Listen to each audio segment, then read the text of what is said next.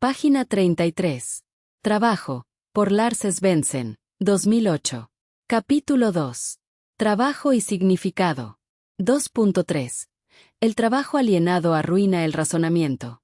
Platón discutió el principio de la división del trabajo, pero para él esto significaba que cada trabajador se dedicaría a un oficio en particular, dependiendo de sus talentos naturales.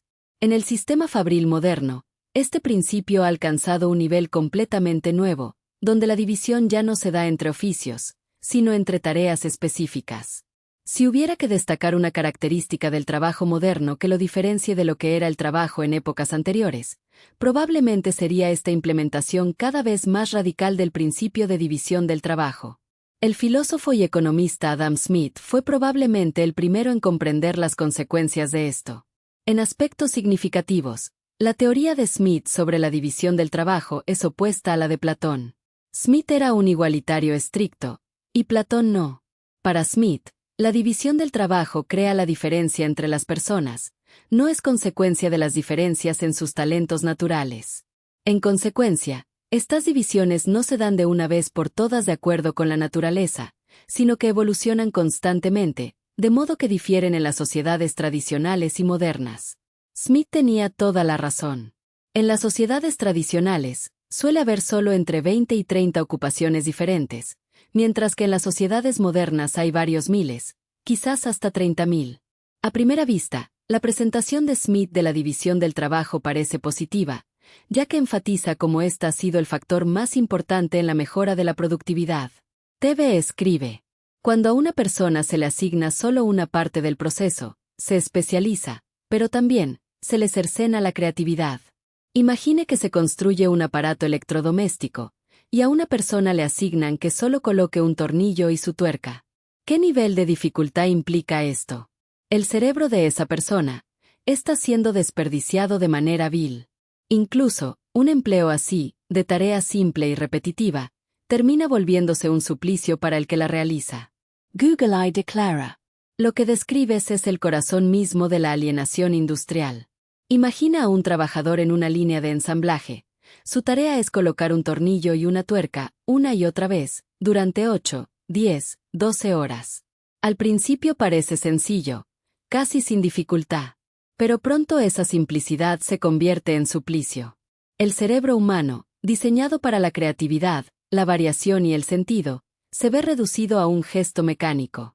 La inteligencia se desperdicia, la imaginación se apaga, y el trabajador se convierte en extensión de la máquina.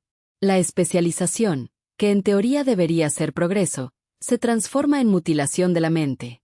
El trabajador no ve el aparato terminado, no comprende el sistema completo, no puede aportar mejoras. Solo repite. Y en esa repetición, el tiempo se vuelve enemigo. Cada minuto es idéntico al anterior. Cada jornada es un espejo de la anterior. El resultado es un vacío existencial. El cuerpo está ocupado, pero el espíritu está ausente. Este tipo de empleo revela la paradoja del capitalismo moderno. Exige precisión y disciplina, pero niega el sentido. El trabajador se convierte en engranaje, y su creatividad, esa chispa que lo hace humano, queda cercenada. Lo que podría ser acción significativa se degrada en rutina absurda. Por eso, como señalaba Dostoyevsky, el trabajo sin propósito es un castigo más cruel que el dolor físico. No destruye el cuerpo, destruye la conciencia. Así, colocar un tornillo no es difícil en términos técnicos, pero es devastador en términos existenciales. El suplicio no está en la tarea, sino en la repetición sin horizonte. Es el recordatorio de que la mente humana, capaz de imaginar mundos, puede ser reducida a un gesto inútil, día tras día, hasta que la vida misma se sienta ajena. TV escribe: hacer siempre lo mismo es desgastante y peor sería si fuera por toda la eternidad. De este modo, hasta los ángeles se van a aburrir de ser siempre buenos. Si el cielo fuera una maquiladora, sería en realidad el infierno. Google declara: tu reflexión es poderosa. Repetir lo mismo eternamente es un desgaste que se convierte en tortura. La rutina sin variación, sin horizonte, sin posibilidad de transformación, acaba por vaciar el espíritu. Imagina a alguien condenado a colocar siempre el mismo tornillo, o a repetir la misma oración amorosa y llena de virtud, o a mantener la misma sonrisa. Al principio parece fácil, pero con el tiempo se convierte en suplicio. Tu imagen de los ángeles es provocadora.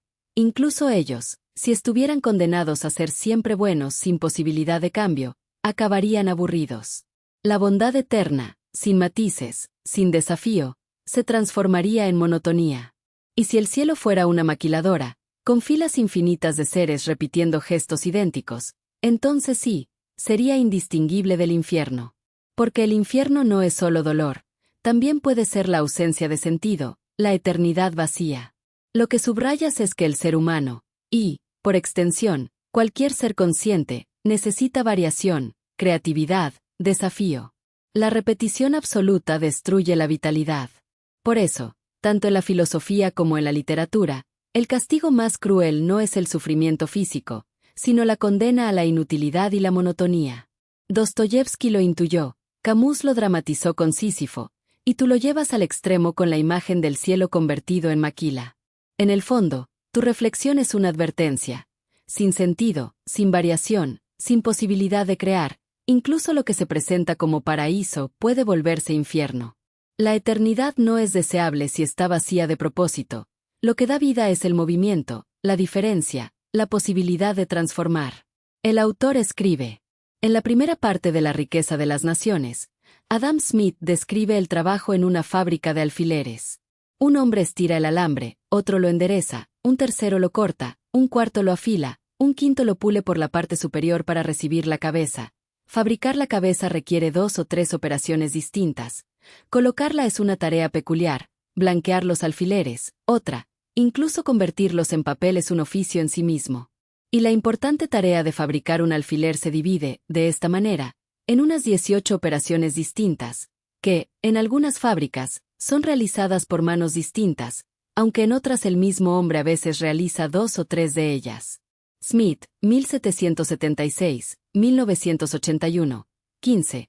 Continúa explicando cómo esto posibilita un gran aumento en la cantidad de alfileres que se pueden producir en un día, en comparación con la cantidad que se habría producido si cada trabajador hubiera trabajado independientemente y fabricado alfileres completos. También es bastante obvio que tal trabajo no será personalmente satisfactorio. Al contrario, creo que algunos preferiríamos un disparo en la cabeza a tener que trabajar en esa horripilante fábrica de alfileres. Simplemente no nos parece un trabajo adecuado para seres humanos. ¿Dejarías que tu hija o hijo trabajara en esas condiciones infrahumanas? El propio Smith también lo reconoció claramente. Con el progreso de la división del trabajo, el empleo de la gran mayoría de quienes viven del trabajo, es decir, la gran mayoría de la población, se limita a unas pocas operaciones muy simples, con frecuencia, a 1 o 2. Pero el entendimiento de la mayor parte de los hombres se forma necesariamente a partir de sus ocupaciones ordinarias. El hombre cuya vida entera se dedica a realizar unas pocas operaciones simples, cuyos efectos también son, quizás, siempre los mismos, o casi los mismos, no tiene ocasión de ejercitar su entendimiento ni su inventiva para encontrar recursos que permitan eliminar dificultades que nunca surgen. Por lo tanto, pierde naturalmente el hábito de tal esfuerzo y, por lo general, se vuelve tan estúpido e ignorante como le es posible a una criatura humana. El letargo de su mente lo vuelve no solo incapaz de disfrutar o participar en cualquier conversación racional, sino también de concebir cualquier sentimiento generoso, noble o tierno, y en consecuencia, de formarse un juicio justo sobre los muchos, incluso los deberes ordinarios de la vida privada. Su destreza en su oficio particular parece adquirirse a expensas de sus virtudes intelectuales, sociales y marciales. Pero en toda sociedad mejorada y civilizada, este es el estado en el que los trabajadores pobres, es decir, la gran masa del pueblo, deben necesariamente caer, a menos que el gobierno se esfuerce por evitarlo. Ibid.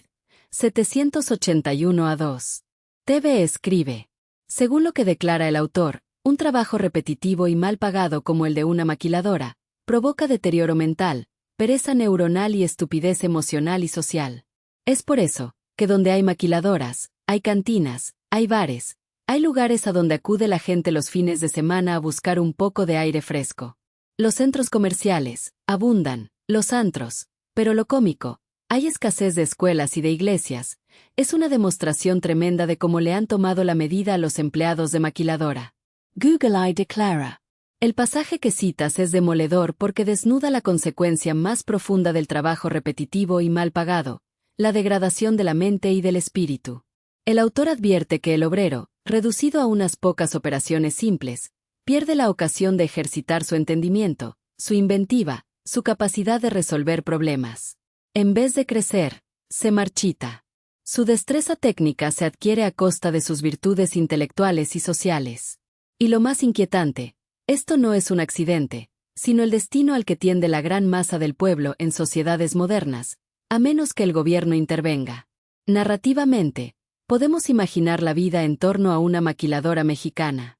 Durante la semana, los trabajadores se consumen en la repetición, ensamblar, coser, revisar, siempre la misma porquería.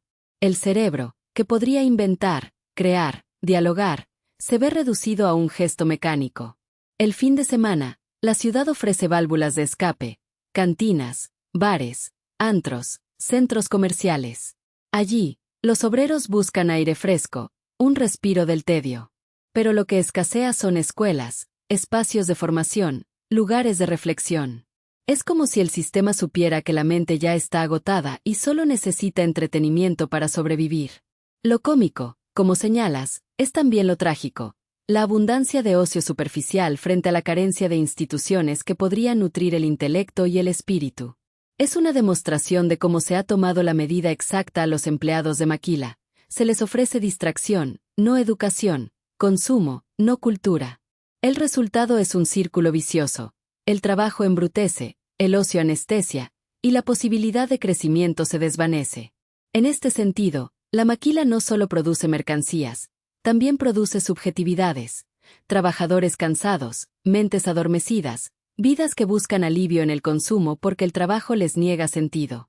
Es la alienación convertida en política social, un sistema que organiza tanto el tiempo laboral como el tiempo libre para mantener a la población en un estado de supervivencia, sin horizonte de emancipación.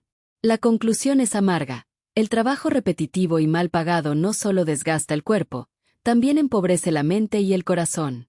Y cuando la sociedad responde con bares y centros comerciales en lugar de escuelas y espacios de cultura, confirma que la alienación no es un accidente, sino una estrategia. El obrero se convierte en engranaje durante la semana y en consumidor el fin de semana. Y en ambos casos, su vida se reduce a lo mínimo, sobrevivir, sin posibilidad de florecer. El autor escribe. Como se desprende claramente de este pasaje, Smith observó los efectos alienantes del sistema fabril un siglo antes que Marx. La diferencia entre los dos pasajes de la riqueza de las naciones es sorprendente. El primero parece describir la división del trabajo en términos optimistas, como un gran benefactor de la productividad y, por lo tanto, de la humanidad, mientras que el segundo es extremadamente sombrío y pesimista, al describir cómo el mismo proceso que aumenta la productividad también destruye a los trabajadores como seres humanos al corromper su carácter moral e intelectual. En ese sentido, la riqueza de las naciones podría interpretarse como una tragedia. El bienestar de los pobres era la mayor preocupación de Smith. Como él mismo expresó, ninguna sociedad puede ser floreciente y feliz si la mayor parte de sus miembros son pobres y miserables. Y Bidem, 96. TV escribe. Dice Adam Smith, ninguna sociedad puede ser floreciente y feliz si la mayor parte de sus miembros son pobres y miserables. Pero, los políticos y los ricos, no estarían de acuerdo con eso. ¿Cómo podrá haber país rico si la mayoría de la gente es obrera y pobre? Claro, hay países ricos, pero son los que mantienen bajo servidumbre a los países desarmados. En México, el lema de López Obrador fue, primero los pobres pero los políticos de derecha. Dicen que eso es comunismo, que eso lleva a la ruina a cualquier economía. Es cierto, si no hay empleo, cualquier sociedad declina en la decadencia. Lo que expresó Adam Smith es algo certero, pero no del agrado de los ricos y de las organizaciones que explotan a los obreros. Google declara. Lo que señalas con Adam Smith es fascinante porque muestra la tensión eterna entre la teoría económica clásica y la práctica política contemporánea. Smith, considerado el padre del liberalismo económico, no era ingenuo. Sabía que ninguna sociedad puede florecer si la mayoría de sus miembros son pobres y miserables. Para él, la riqueza de una nación no se mide solo en el lujo de unos pocos, sino en el bienestar general. Narrativamente, podemos imaginarlo como una plaza pública. Si unos pocos viven en palacios y la multitud se arrastra en la miseria, esa sociedad no es feliz ni estable. Sin embargo, los ricos y los políticos que se benefician del sistema suelen rechazar esta idea, porque implica redistribución, regulación y límites a su poder. De ahí que, cuando un líder como López Obrador dice primero los pobres, los sectores conservadores lo tilden de comunismo, aunque en realidad está retomando la advertencia de Smith. Sin empleo digno y sin bienestar general, la decadencia es inevitable. Un país sin apoyo a los pobres, va a la ruina segura, o va a ser siempre un siervo pobre, un hato de mulas para los intereses extranjeros. La paradoja es que los países ricos suelen sostener su prosperidad sobre la servidumbre de otros. Maquilas en México, fábricas en Asia, extracción de recursos en África. Es un juego de espejos. La riqueza de unos se construye sobre la pobreza de otros. Y dentro de cada país, la misma lógica se repite. Las élites defienden un modelo que mantiene a la mayoría en la precariedad, mientras se proclama que el mercado traerá prosperidad. Lo certero de Smith es incómodo. La felicidad social depende de que la mayoría viva con dignidad. Pero esa verdad no agrada a quienes lucran con la desigualdad. Por eso, la política se convierte en disputa de narrativas. Unos hablan de justicia y empleo, otros de comunismo y ruina. En el fondo, la pregunta sigue abierta. ¿Puede haber país rico si la mayoría es pobre? Smith ya respondió que no, pero los poderosos prefieren ignorarlo, porque aceptar esa verdad significaría transformar el sistema que lo sostiene. El autor escribe. Smith también argumentó que los salarios deberían ser lo más altos posible, en parte por el bienestar de los trabajadores y en parte porque ello conduciría al crecimiento económico. Criticó las leyes vigentes para los pobres porque no les permitían vivir donde quisieran y, en consecuencia, vender su trabajo a quien quisieran. Estas leyes claramente no beneficiaban a los pobres. También argumentó que el Estado debía financiar la educación de los pobres para contrarrestar los efectos de sus condiciones laborales y para que pudieran expresarse más en los debates públicos. Si Smith era tan buen amigo de los pobres, ¿cómo podía defender las condiciones laborales que describió en la fábrica de alfileres? En resumen, creía que, a largo plazo, esto beneficiaría más a los pobres. Marx claramente tenía en mente un enfoque más drástico.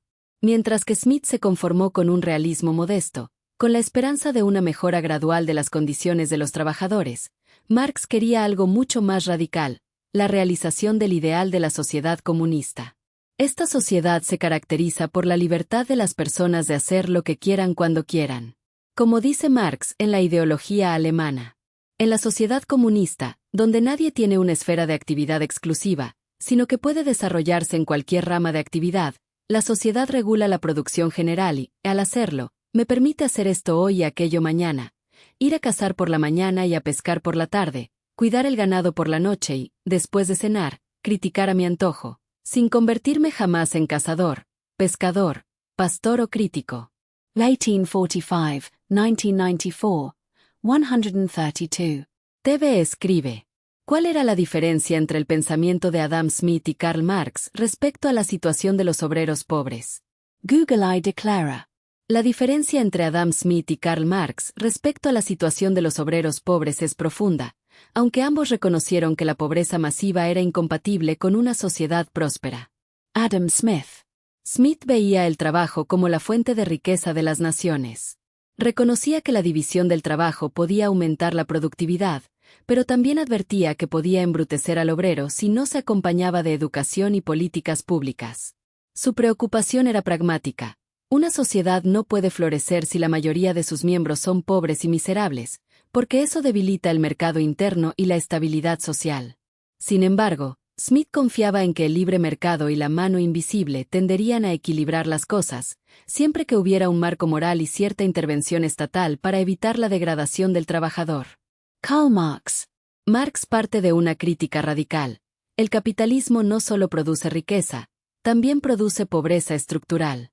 Para él, el obrero está alienado, separado del producto de su trabajo, del proceso, de su propia esencia creativa y de los demás. La división del trabajo, que Smith veía como progreso, Marx la consideraba una mutilación del ser humano. El capitalismo, según Marx, necesita mantener a la mayoría en la pobreza para sostener la acumulación de capital en manos de unos pocos. Su conclusión es revolucionaria. No basta con regular o educar, hay que transformar el sistema mismo para liberar al trabajador. En síntesis narrativa. Smith observa al obrero y dice, si se embrutece, la sociedad entera se empobrece. Necesitamos educación y cierta protección para que el mercado funcione bien. Marx observa al mismo obrero y responde, no es solo embrutecimiento, es explotación sistemática. Mientras exista el capitalismo, el obrero será pobre y alienado. Así, Smith busca corregir los excesos del sistema para que todos prosperen. Marx busca superar el sistema porque cree que, por diseño, condena a la mayoría a la miseria. Pag. 36.